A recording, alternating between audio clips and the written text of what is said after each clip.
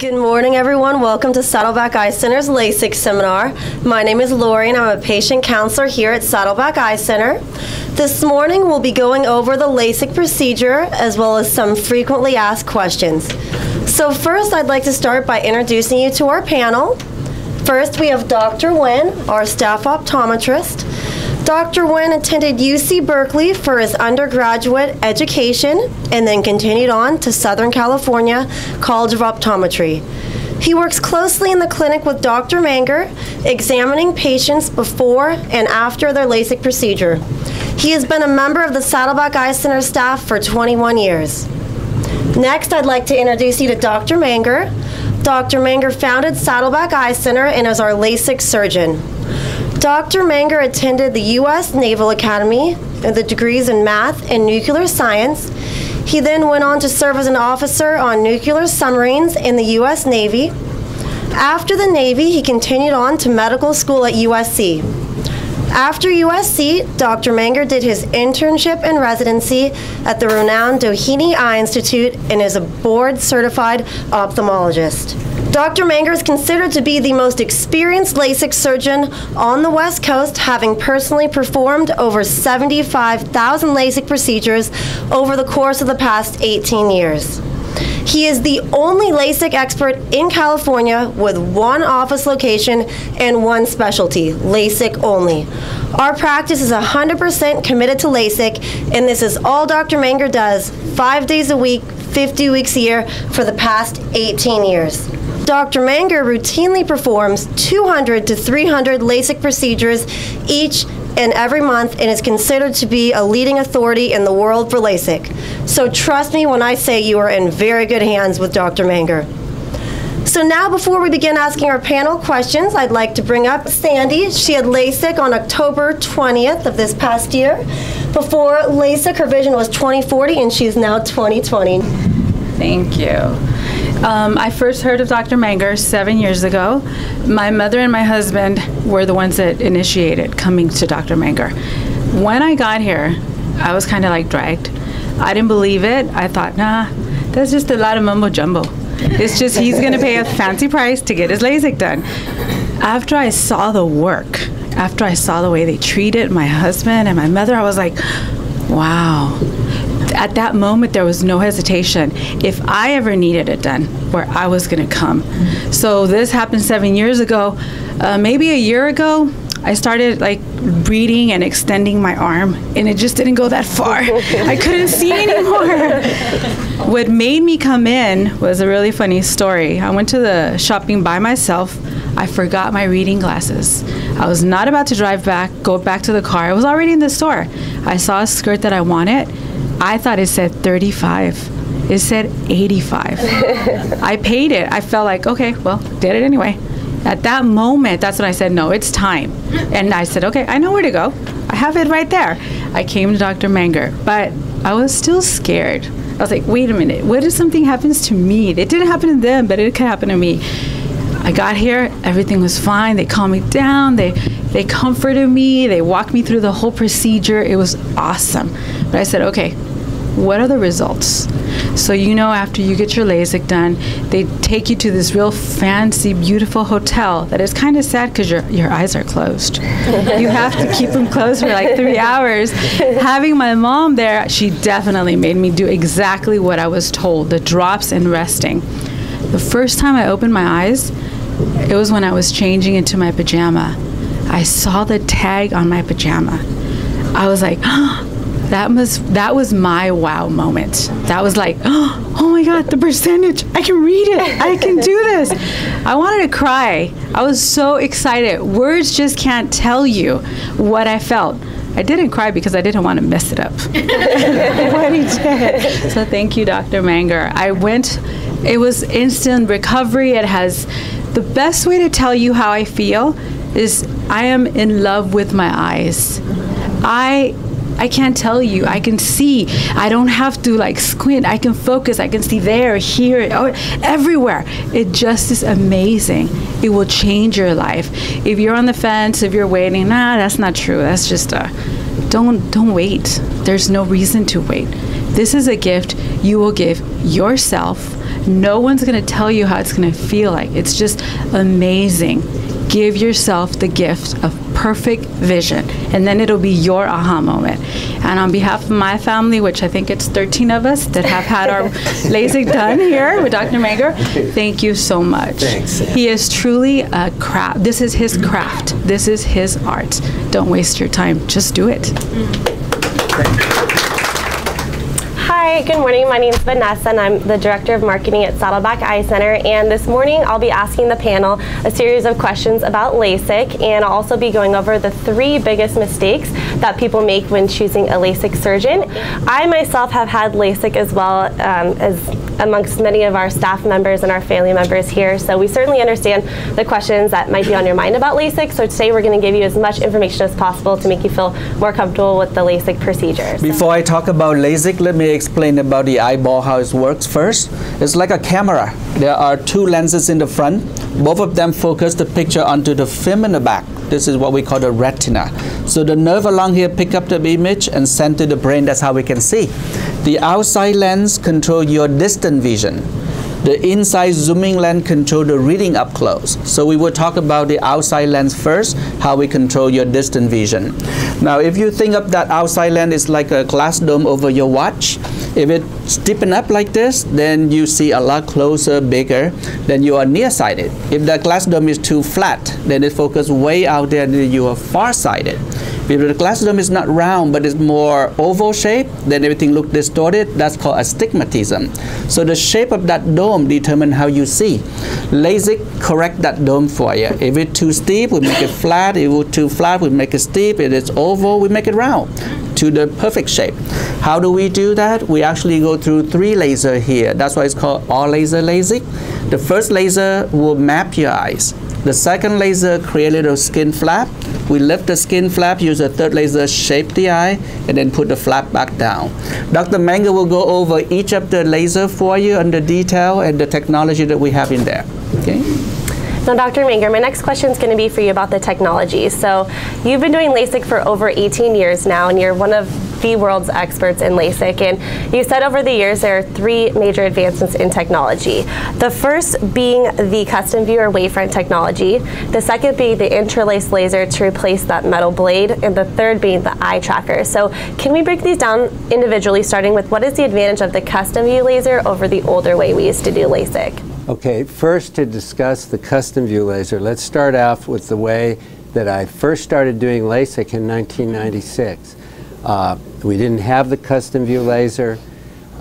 We relied mainly on the 4-opter numbers. Your eye when you go into the eye doctor, they figure out your contact lens prescription or your glasses prescription using the 4-opter on the left there.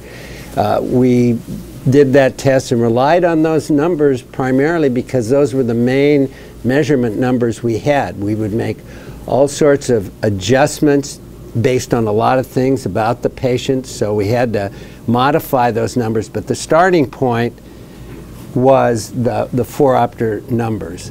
So that's the way we did it from 1996 through 2002.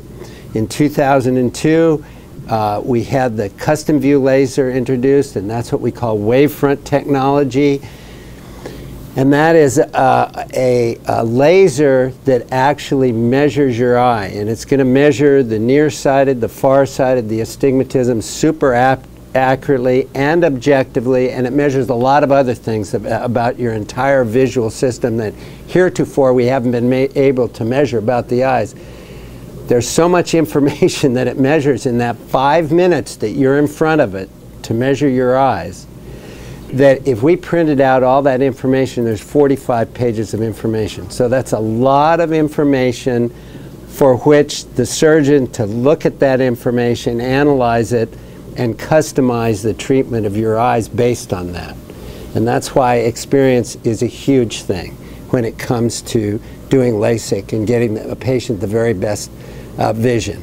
And so what is this custom view laser done for the patient? What do you get out of it? Well, it's like before we had the custom view laser, I would get 29% of my patients with better than 20/20 vision.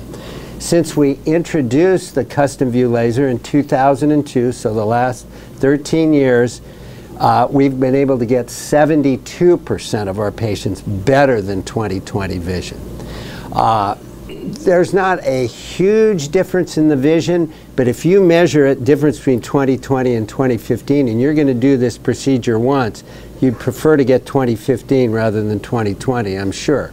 Now, the InsideLASIK laser is another topic that we need to cover here, and the InsideLASIK laser was actually introduced in 2001. Now, before 2001, when I did LASIK procedure, starting in 1996, we used the metal blade. And we had the procedure master, we could do a good job on it, but I'll tell you that once or twice a year that there was a cap that wasn't a perfect, round, perfect cap that we wanted, okay? And this is a picture of that, the microkeratome and the metal blade, and that's what we used to use. Now there's, with the computer and with the InsideLASIK laser, we're able to get more accurate caps, and it's a much safer procedure, and I really consider it the biggest development in the field of LASIK since I've been doing it the last 18 years. 20 to 30% of all the LASIK surgeries that are done in the United States this year will still be done with the metal blade. And the reason is because there are a lot of ophthalmologists, and we'll cover this later, who only do 4 or 5 a month. They only do 4 or 5 LASIK a month. They don't really do enough to support having a laser in their office, and they can get the job done pretty well with a metal blade. But honestly, pretty well doesn't do it here. I want to be able to do it technically correct every single time, and I want to make that flap very accurately. And we're now on our 5th generation of InsideLASIK laser. They've fine-tuned it and made it a little better each and every generation, and we've always been one of the first ones in the world to get their newest generation laser. As I say, we have our 5th generation laser now, and it's very rare, but we're one of the few places, very few places in the United States that actually has 2 of those lasers, just because of our commitment to LASIK. And the other advancement in technology that patients really like is the eye tracker. Dr. Manger has eye trackers on every single one of his lasers that are tracking the motion of your eyes movement 1,000 times per second. So a comment that we hear patients say quite often is they say, well, I definitely trust Dr. Manger. I know he's done LASIK 75,000 times here, but what if I do something? You know, what if I move or look away during the procedure? Am I going to mess it up somehow? Well, not to worry, that's what the eye tracker is there for. So even if you did move in the very slightest, you don't have to worry. So, but that really leads me to the first mistake that people make when choosing a LASIK surgeon. And that mistake is thinking that the technology is more important than the surgeon.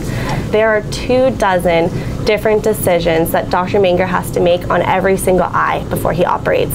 So that wave scan or custom view laser gives Dr. Manger 45 pages of data about your eye's measurement, and Dr. Manger has to take those measurements and create your surgical plan and input those measurements into the treatment laser. So the laser doesn't do that. The laser doesn't tell Dr. Manger what to do. Dr. Manger is telling the laser what to do. So that's why the procedure will only be as good as the surgeon that you choose. So Dr. Nguyen, now that we're comfortable with the technology, how do I know if I'm actually a good candidate?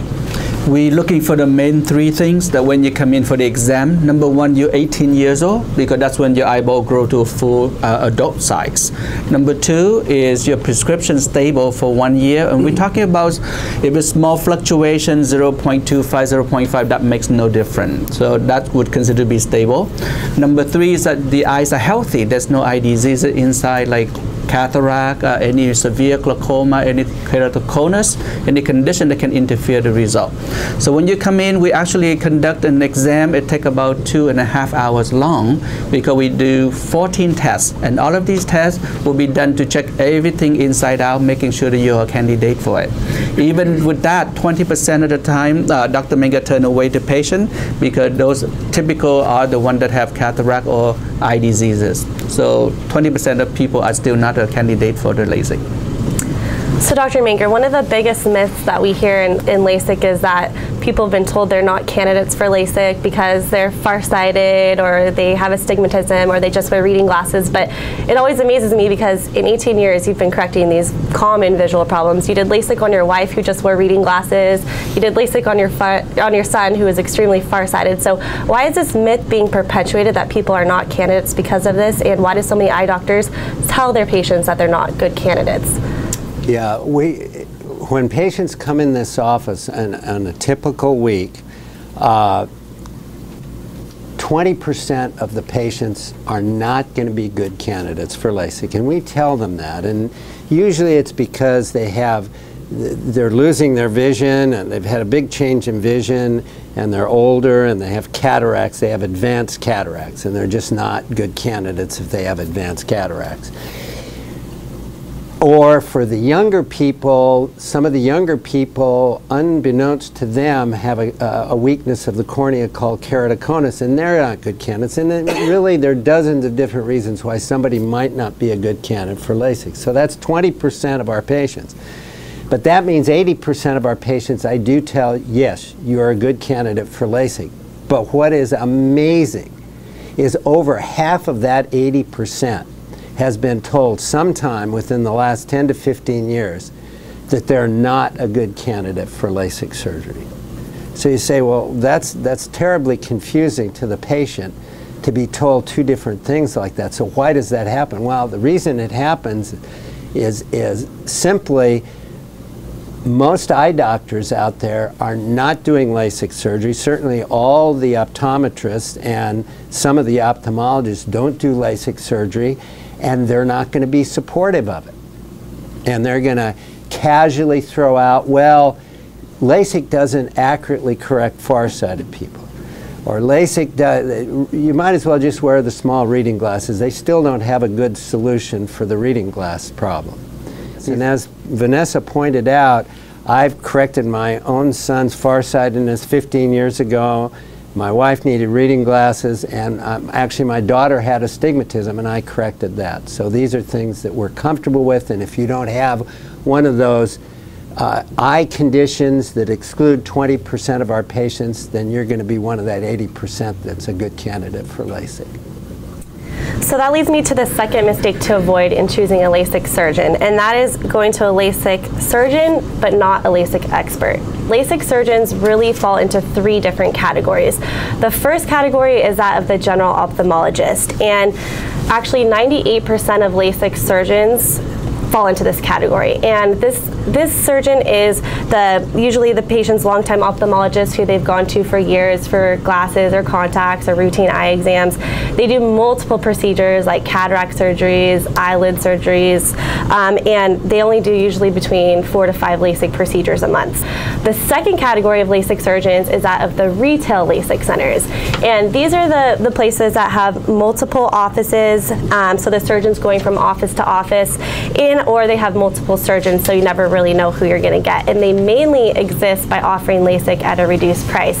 But what they don't tell people is that they're cutting a lot of corners on technology and patient care in order to reduce the price. So the main problem with these places is that because they have so many locations, their staff and their office and their technology and their equipment is spread so thin between office to office that they can't do a necessary LASIK exam.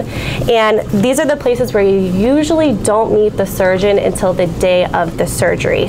That really just brings me to the third category, which is very rare in the United States, and that is the category of the LASIK expert, which I know it's hard to believe, but there's over 500 LASIK surgeons just in Southern California. And out of those 500 surgeons, Dr. Manger is the only one who does LASIK 5 days a week, 50 weeks a year. His practice is 100% committed to LASIK. Half of Dr. Manger's staff have worked here with him for over 20 years. So there's not another LASIK facility in California with as much educated staff as Dr. Manger's. And Dr. Manger personally has performed every single one of the 75,000 LASIK procedures here at Saddleback Eye Center. I know a lot of patients come in here and then they say, well, who's going to do my surgery? Dr. Manger is. He does every single procedure. He will do your procedure as well. So my next question is going to be for Dr. Nguyen. Can you explain to everyone what to expect the day of the procedure and how simple Dr. Manger makes it for them? Okay. Once you are a candidate for LASIK and then you're ready for the procedure, on that day when you come in, most of the people will get nervous because when they read the consent form, they start to get nervous there. And the reason we get nervous or afraid because we have the fear of the unknown. And exactly why Dr. Manger trained all the staff to coach the patients. So if you know what is the next step, then you're no longer nervous or afraid of it.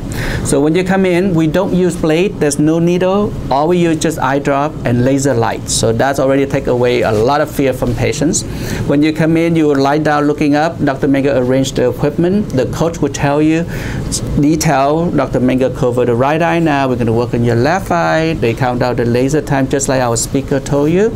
Once you're done, they will bring you out. We will check the eye, make sure everything looks perfect, and then you get to go home right away. Now, when you get home, all we ask is rest, take it easy. You can actually watch TV later that night, but no strenuous activity, no extreme reading, anything like that, because we don't want the eye to get dry out. So after a good night's sleep, patient come back next day, and we check their eye, they can go back to work. Majority of people actually go back to work the next day. They don't have to take time off from vacation, sick time, just to have LASIK done. So there are just a few restrictions after the procedure. There's no swimming for 2 weeks. If you want to swim in the second week, we just ask that you wear waterproof goggles so you don't get water splashed in your eyes. No heavy weightlifting for 3 days after the procedure. So just don't lift anything extremely heavy. Typically we say over 100 pounds or more that would make you really squeeze or squint your eyes. Probably one of the hardest restrictions is for the ladies, just no eye makeup for 3 days after LASIK. So just no eyeliner, mascara, or eyeshadow. And then we have all of our patients protect their eyes for the first 5 days and 5 nights with clear lens glasses during the daytime and then goggles at nighttime for the first 5 nights. So it's pretty easy. So Dr. Manger, what are the typical side effects after LASIK and how long might these be expected to last?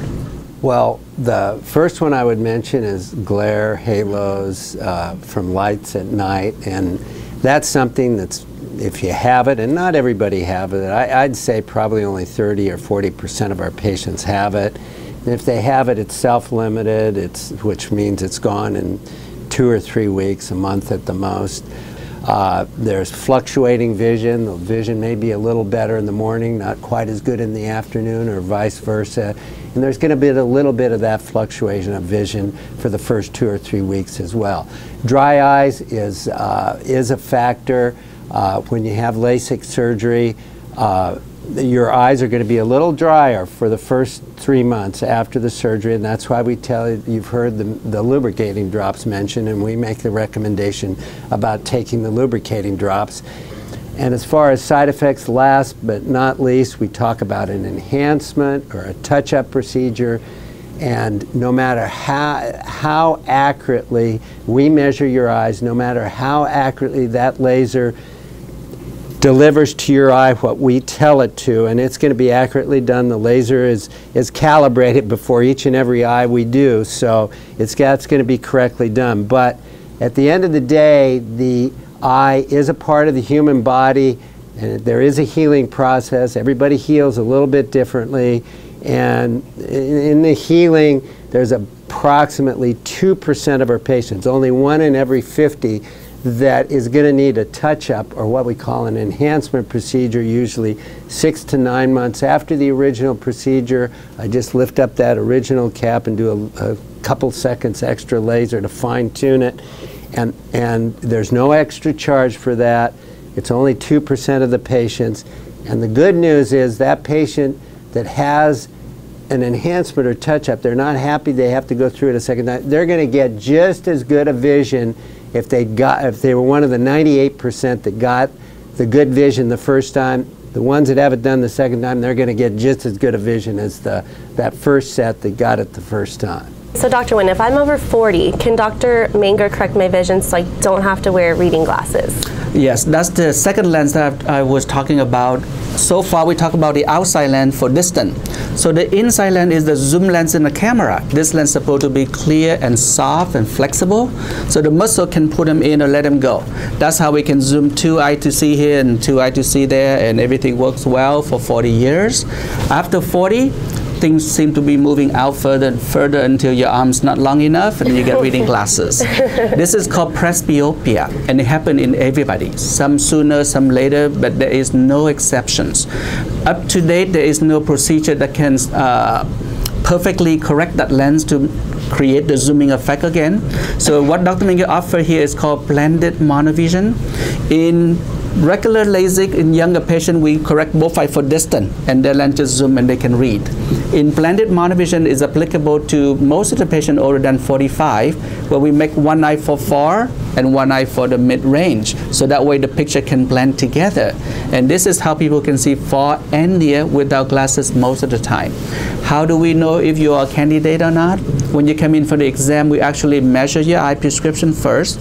We actually show you what it would be like, and then we will help you determine whether you're a good candidate for that or not.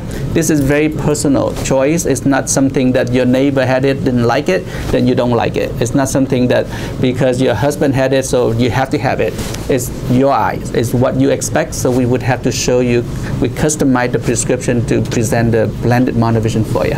And I myself, by the way, I've had monovision for many years. I had the eye surgery many years ago, and I have monovision. I can see great in the distance. I can read just fine. I can see through the operating microscope. It's just amazing. Let's talk about price. So what advice would you give to patients who are concerned about the cost of LASIK? They interviewed thousands and thousands of patients that had surgery at budget centers, and they found out 1 out of every 6 patients was very unhappy with their vision. And that is very unacceptable. Like I said earlier, we're confident we're going to get you good vision. I can't tell you if you're going to be the 98% that get it the first time or the 2% that's going to need a touch-up procedure. But that's an amazing statistic. 5 or 6 times every month, I have people that come in for a LASIK exam, and they've already had LASIK at a budget center, and half the time I can help them, half the time I can't. LASIK surgery done with a budget mindset, where the surgeon is cutting a lot of corners to make sure they keep it at a low price so they can keep people coming in the door. You want the surgery done right the first time. So now we'll review one more time the 3 biggest mistakes that people make when choosing a LASIK surgeon. And the first mistake is thinking the technology is more important than the surgeon. The second mistake is choosing a LASIK surgeon who doesn't exclusively perform LASIK. And the third mistake is choosing a LASIK surgeon based on a low price. So the best way to find out if you're a good candidate is to come in for a LASIK exam. Remember, it's a 2 to 2.5 hour exam, and Dr. Manger will personally evaluate your vision during the exam. If you wear soft contacts, if you could please be out of those 2 days prior to your exam and procedure if possible. But if you wear hard contact lenses, if you could be out of those for 2 weeks prior to your exam and procedure. Many of our patients like to have their procedure done on the same day, simply because it's more convenient for them to only have to be out of their contacts at one time. So if that's an option you're interested in, just let us know. We are happy to make arrangements for you. You do need to have a ride home after your procedure, but if that's a problem for you, or if you live out of the local area, just let us know and we can arrange a complimentary hotel stay for you the evening of your procedure at the Courtyard Marriott, as well as provide transportation to and from the hotel for you. And we do see you back here the next morning for a quick post-op checkup, and then you can return to your normal activities the next day. Our fees for LASIK are all inclusive. They cover your surgery fee, facility fee, all post-op care for 1 year, all antibiotic drops, and any necessary enhancement. I'd like to thank our panel, Dr. Nguyen and Dr. Manger, as well as all of you for coming this morning, and we hope to see you in our office soon.